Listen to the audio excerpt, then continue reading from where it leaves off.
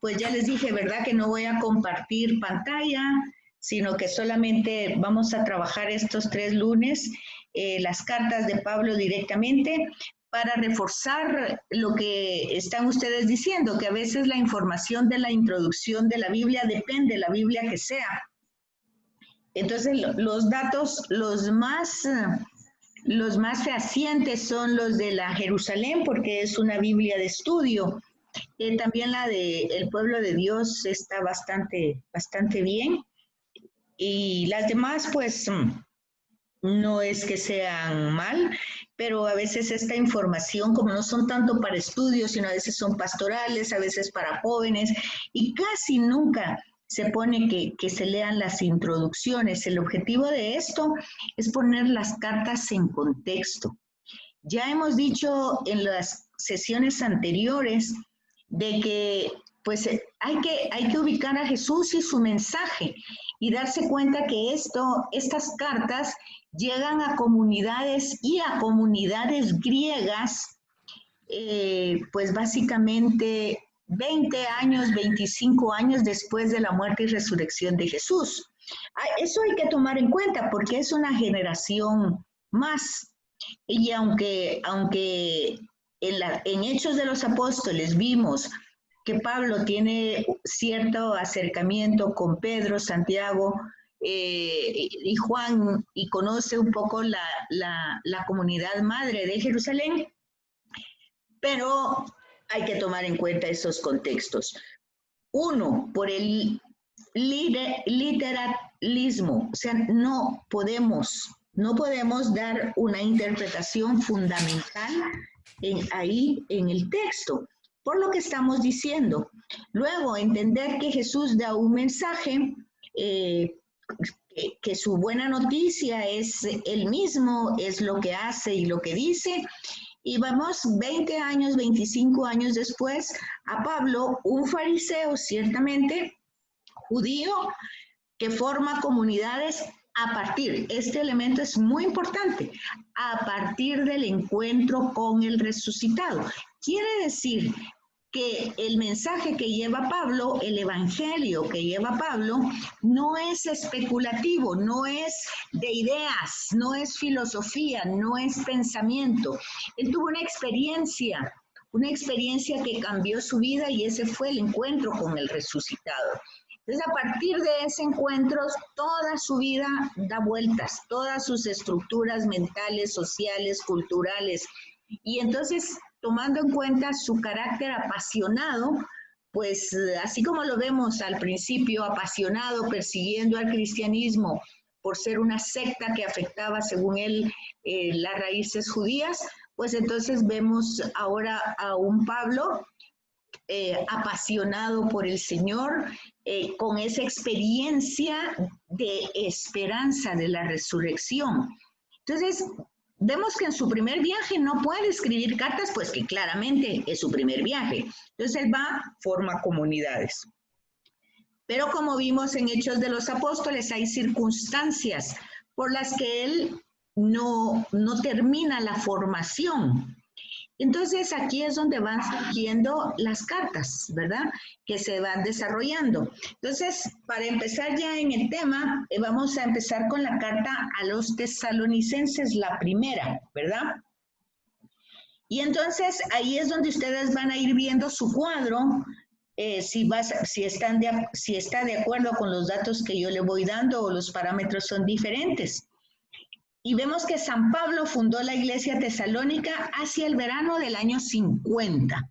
Entonces vemos que esa es la fundación, o sea, ahí es donde él llega y lleva el anuncio. Y claramente ahí no escribió ninguna carta, sino que ahí la funda, ¿verdad?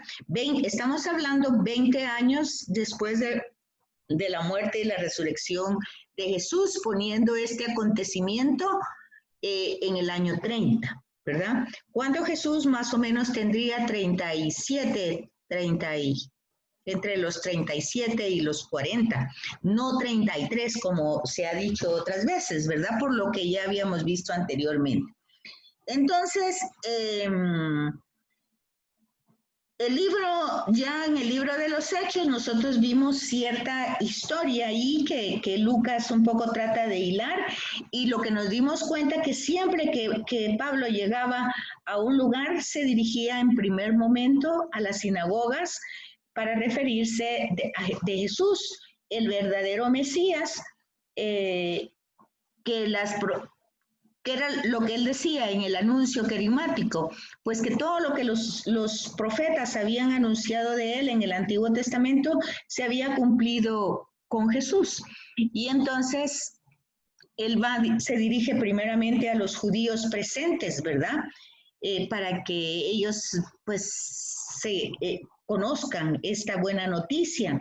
Sin embargo, ustedes se dan cuenta que ahí habían prosélitos, o sea, judíos que vivían ya en Grecia, y habían también griegos, o sea, nativos de esos mismos lugares. Entonces, no todo el mundo tenía la reacción, ¿verdad? No todo el mundo se hizo cristiano, sino que algunas personas, algunas familias, algunas mujeres. Entonces, las epístolas de los tesalonicenses tienen varias características. En primer lugar, se llaman cartas escatológicas. ¿Por qué se llaman escatológicas? Porque tratan de dos temas específicos. ¿Qué pasa con los que se murieron antes de conocer este mensaje? O sea, ¿qué pasa con los muertos? ¿Qué es? Y entonces eso va a tratar Pablo en esta carta, y también trata del tema de la segunda vuelta de Jesús, o sea, la parusía y el juicio final. Por eso, como son temas después de la muerte, se llama cartas escatológicas. Entonces, San Pablo este es el contexto histórico, que ya lo vimos en Hechos, pero que vamos a recordarlo rápidamente. San Pablo, acompañado de Silas, en su segundo viaje apostólico entre los años 49 y 52, y tras dejar Filipos, llegó a Tesalónica hacia el verano del año 50. Tesalónica era una importante ciudad de la provincia romana de Macedonia, o sea, Tesalónica pertenece a Macedonia, y fue fundada 315 años antes de Cristo, y recibió el nombre de Tesalónica en honor a una hermana de Alejandro Magno. O sea, es en el momento del imperio griego, ¿verdad? Tenía ese nombre. En el año 146 a.C. fue declarada capital de la reciente provincia romana. Ahora estamos hablando de otro imperio, ya no es el griego, sino los romanos. Y estos la ponen como capital. Y en el año 42 a.C., después de la victoria de Octaviano y Antonio de Filipos, fue convertida en ciudad libre, con procónsul y magistrados propios. ¿Qué quiere decir eso? Pues así como cuando ya un municipio, pues ya no un municipio, una aldea llega a ser parte de un municipio, o un municipio por ser más grande y más próspero llega a ser un departamento. Bueno, más o menos como esa idea, ya en el tiempo de los romanos, ¿verdad? 42 años antes de Cristo. ¿Por qué pasó esto? Porque allí había gran actividad comercial en un puerto, y su situación era privilegiada, porque estaba cerca de una vía romana donde pasaban todas, pero acuérdense ustedes que los romanos hicieron carreteras y entonces conectaban a distintos pueblos.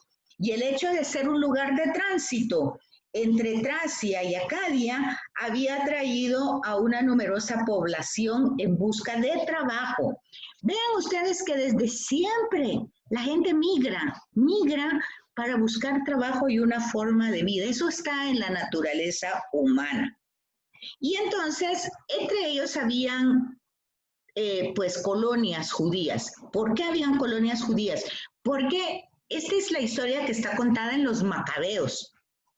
Los Macabeos están contando el imperio griego con Alejandro Magno, que va conquistando los países ahí cercanos, los lugares, Y entonces ellos, acuérdense ustedes que eran politeístas y llevan esa religión, y es el tema, ¿verdad?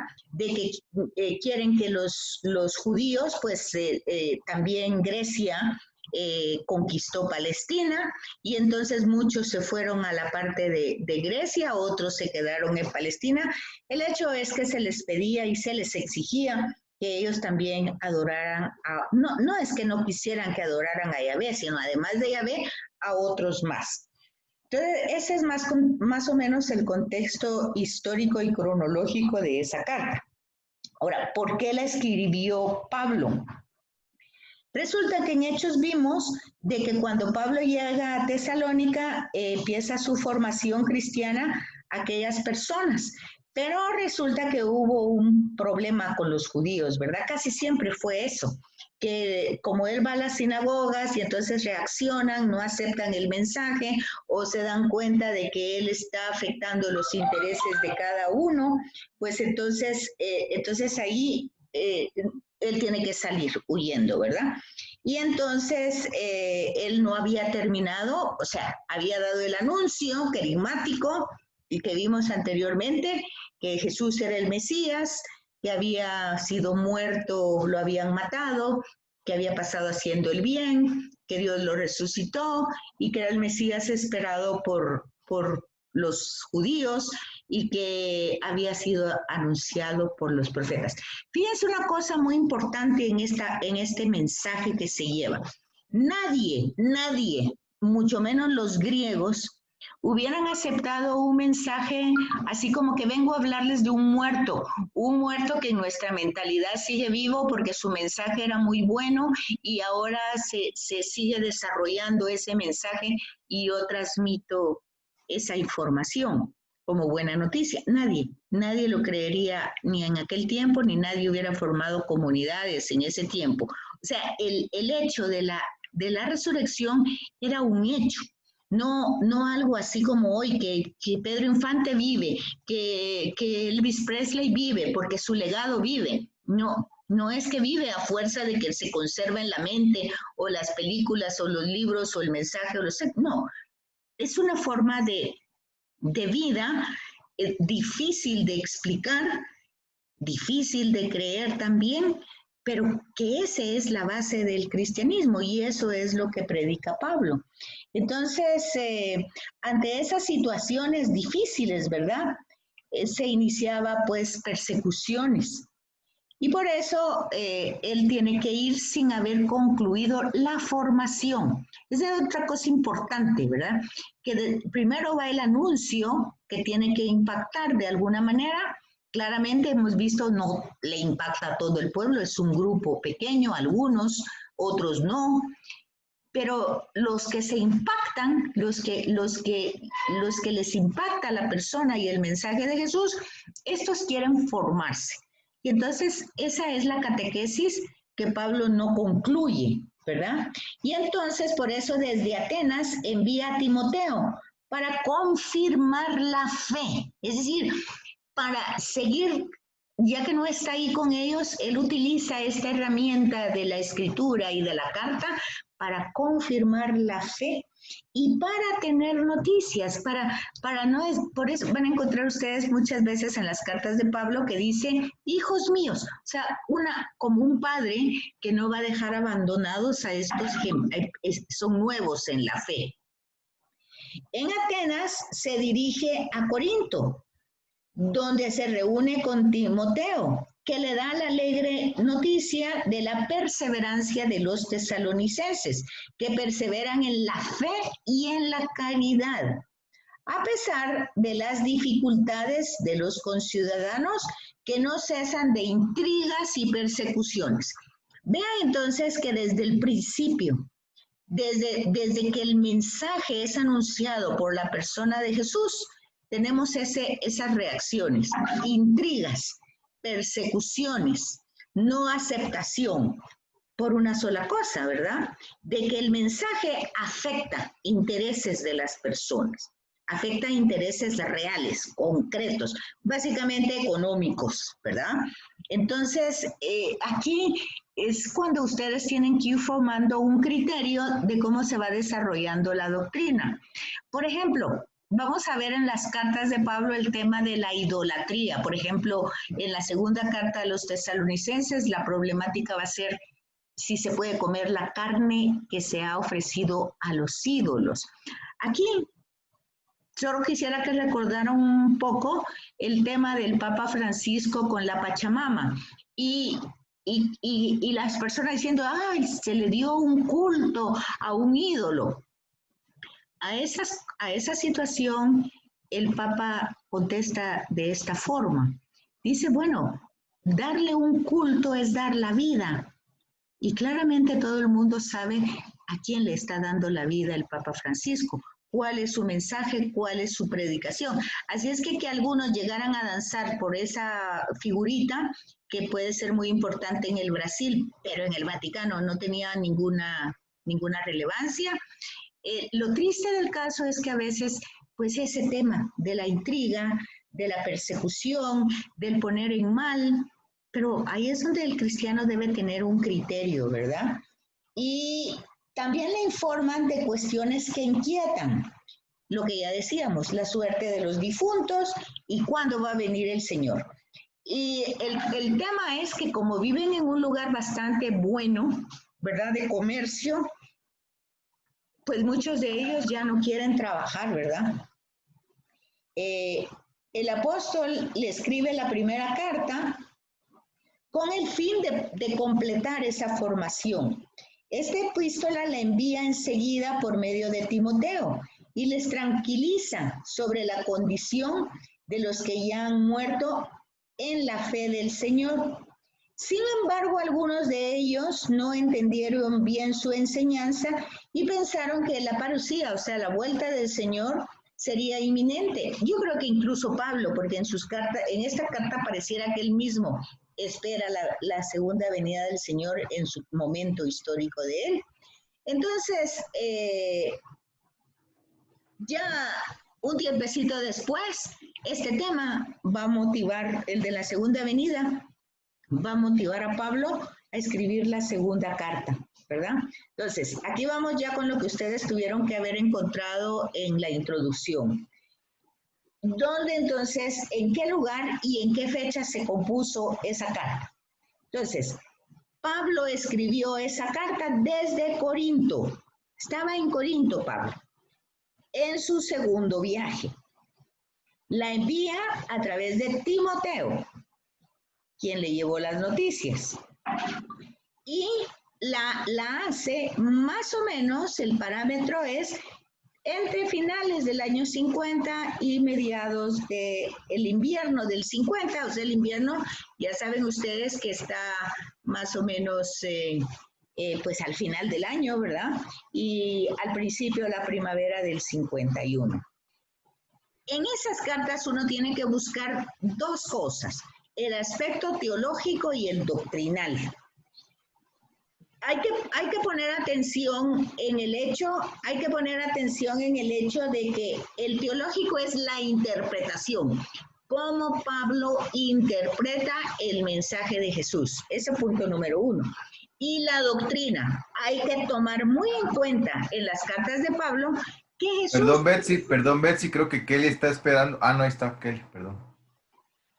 Y el aspecto doctrinal, hay que darse cuenta que Pablo va a empezar a poner cierta doctrina, o sea, cierta manera práctica de vivir este mensaje. A eso le llamamos doctrina, ¿verdad?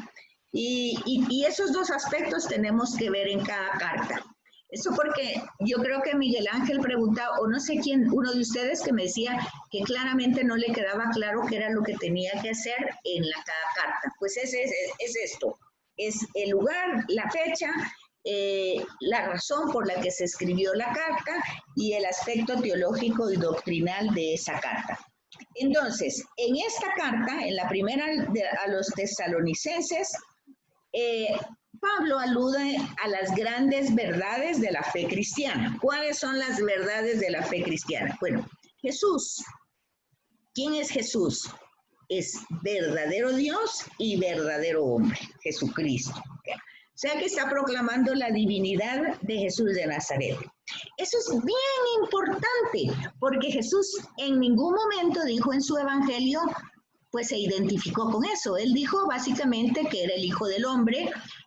Algunas personas le preguntaron que si era Mesías, y ser Mesías no es necesariamente ser Dios. Entonces vean ustedes aquí ahora. Si ustedes van a ver el Evangelio de Juan, ustedes me dirían, bueno, pero en el Evangelio de Juan sí está proclamada la divinidad. Pero oigan lo que ya les dije y por favor pongan atención. Este es el primer material escrito en el Nuevo Testamento.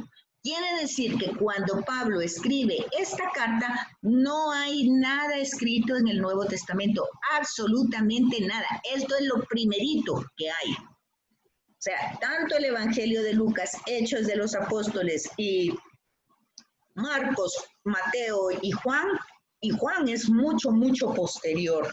Entonces vean que aquí es el primer paso. Él es el que proclama la divinidad y la muerte a favor de la humanidad. Claramente su resurrección, porque él lo experimentó así, la acción del Espíritu Santo en las comunidades y la unión del creyente con ese Señor. Entonces, su tono es personal, porque es una carta a una comunidad joven, y San Pablo da gracias por la elección de Dios, no tanto solo con él, sino también con esta comunidad, y porque ellos han respondido con fe y caridad. Oigan, aquí ya va el elemento que no puede estar separado. La fe no puede estar separada de la solidaridad y la esperanza, ¿verdad?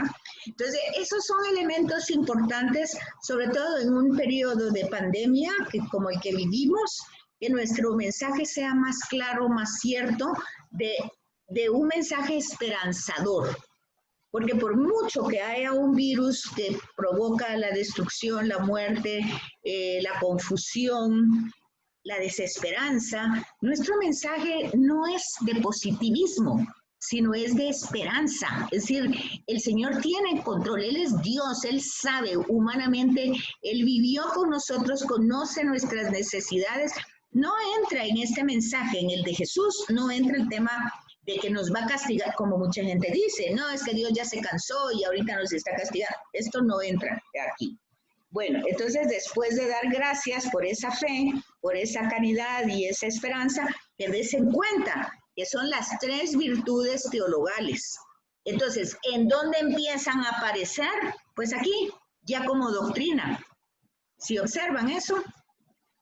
Bueno, entonces da las gracias por eso y defiende con energía la misión, que la misión o llevar el evangelio no es de nuestra propiedad. El evangelio no somos propietarios de él.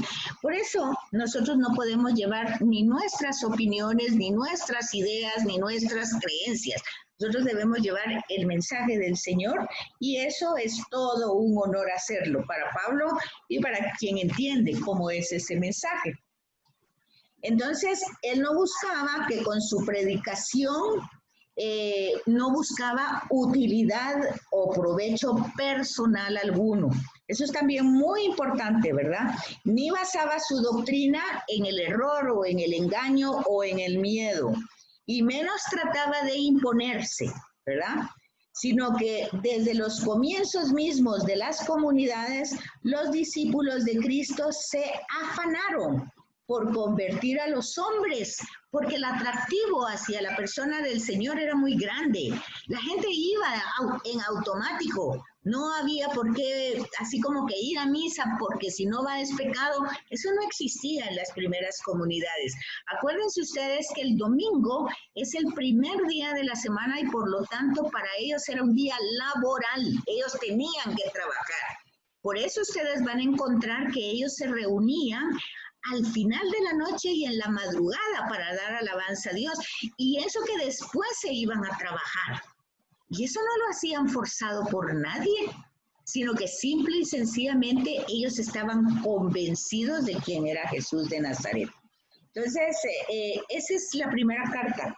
Luego, la segunda carta, no sé si tienen preguntas, dudas por ahí. ¿Vamos claros hasta ahí? Ok. Eso para que lo vayan cotejando con la información que ustedes sacaron. Luego, la segunda carta a los tesalonicenses. Esta epístola ya se dieron cuenta en hechos que habíamos visto cuando presentamos la colección de las cartas, que no es seguro que la haya escrito Pablo. Sin embargo, por la temática que continúa hablando de la parusía, entonces se le da a él, ¿verdad? Más o menos es del año también entre 51 y 52. Y dice que después de recibir con alegría la primera carta, los tesalonicenses, animados y confortados en su fe, y ya teniendo claro los dos temas principales que le inquietaban, seguían ahora dando motivos de desasosiego e inquietud. ¿Por qué? Pues porque de alguna manera, si ya iba a venir el Señor, pues ellos ya no querían trabajar, ¿verdad? Algunos habían pensado que la venida era inminente, y entonces, ¿para qué? Entonces, aquí tenemos un aspecto teológico. ¿Y cuál es el aspecto teológico de la segunda carta? Al ser Tesalónica una ciudad marítima con una cantidad considerable de gente, vean ustedes que en las costas del mar la gente pues vive de la pesca, vive del comercio, y entonces pasa mucho tiempo libre, ¿verdad? Entonces lo pueden ver ustedes aún en la actualidad. Y entonces esta gente ya sabiendo pues que el Señor iba a venir prontamente, ya ni siquiera quieren hacer eso, ¿verdad? Ya ni siquiera quieren ni pescar ni nada, solo para comer lo que van necesitando.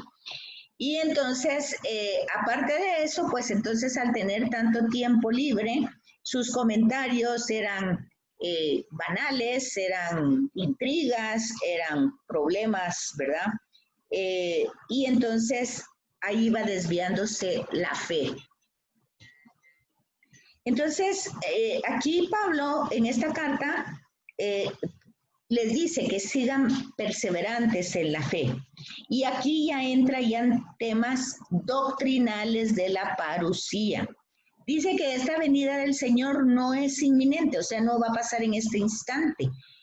Pues antes han de haber ciertas cosas que tienen que pasar, y sobre todo, según decía el Antiguo Testamento, no es tanto calamidades y porque la gente entiende el género apocalíptico como destrucción. Básicamente es la conversión de la humanidad, o sea, la humanidad tiene que cambiar, porque no se trata de que un Dios que es Dios de vida, que ha creado todo, para crearlo, para destruirlo, pues no tiene sentido. Es más bien trascender, ¿verdad? Entonces, básicamente va a ser la referencia de que van a haber como otras anticristos, o sea, contrarios al mensaje de Cristo. Y dice que no hay que dejarse impresionar por estos mensajes, ni tampoco hay que alarmarse por tanta palabrería, ¿verdad? Como que si proviniera de él. Y luego, pues, si no quieren trabajar, pues entonces que tampoco coman, porque ahí están sin hacer nada, pero metiéndose en todo. Son palabras fuertes de Pablo, ¿verdad? Entonces, para recordar, las dos cartas son escatológicas, por lo que ya dijimos, tratan de los temas de las últimas épocas o de después de la muerte, entre los años 50 y 51. Defienden el carácter sobrenatural de la misión y hablan de la segunda venida. Y bueno, eso es básicamente. Eso, no sé si tienen preguntas, quedan 3 minutos para que se... Aquí solo si saben exactamente qué es escatología, y 2 cosas que podrían ver en esta carta, cuáles son los fundamentos de la fe y la moral como parte de la doctrina de Pablo. hay que darse cuenta, cuando estamos hablando de estos contextos, hay que darse cuenta que la doctrina viene 20 años después, por favor. Hay que darse cuenta de eso. No sé si me comprenden cuando les Sí. hago énfasis en esto. Sí. Ok. Sí. Ok, bueno.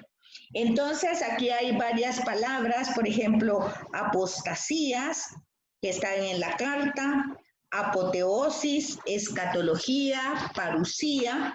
No sé si son palabras que ya conocen o si conocen el significado, pero sería interesante. En un momentito se va a terminar, pero ahorita pasamos con la carta a los Corintios. Entonces, la iglesia de Corinto fue fundada por San Pablo con la colaboración de Silas y Timoteo durante su segundo viaje misional. Durante más de año y medio estuvo él ahí con ellos en el año más o menos 52 y estuvo enseñando, o sea, evangelizó, como ya hemos visto en Hechos de los Apóstoles, primero en las sinagogas y luego pues en la casa de Aquila y Priscila, ¿verdad? Un matrimonio cristiano que había sido expulsado de Roma. Corinto también era un puerto, una provincia de Acaya, y ahí había un procónsul romano. Donde hay un procónsul quiere decir que es un lugar importante, porque ha llegado una representación romana directa ahí. Acuérdense que, por ejemplo, en el tema de Palestina, vean ustedes la diferencia. Dense en cuenta que ahí quien reinaba era Herodes. O sea que ahí todavía ellos tenían como otra característica, no estaban tan importantes. Porque no el procónsul, ¿qué decía que era? Ahorita se me olvidó la palabra, que era Poncio Pilatos, ¿qué era? Era procurador, no era. No. Poncio Pilatos era cónsul, ¿no? No, era, ahorita se me olvidó. Tribuno. No. Tribuno. No. No era gobernador. No era gobernador. Ahorita se me olvidó la palabra, pero bueno, ahorita me voy a acordar. La cosa es que él llegaba para las fiestas para evitar las revueltas, pero no estaba ahí. Ahí el que gobernaba, ustedes vieron en los evangelios, eran los Herodes, ¿verdad? Los que eran tetrarcas, que estaban en distintos lugares. Eso para que vean la importancia. Palestina no era tan importante, pero también estamos hablando 20 años después, 20, 25 años después. No era prefecto la palabra. Prefecto, exacto. Era gobernador. Esa era la palabra, prefecto. Ajá. Entonces había sido levantada por Julio César, Corinto, y en el año 44, o sea, era un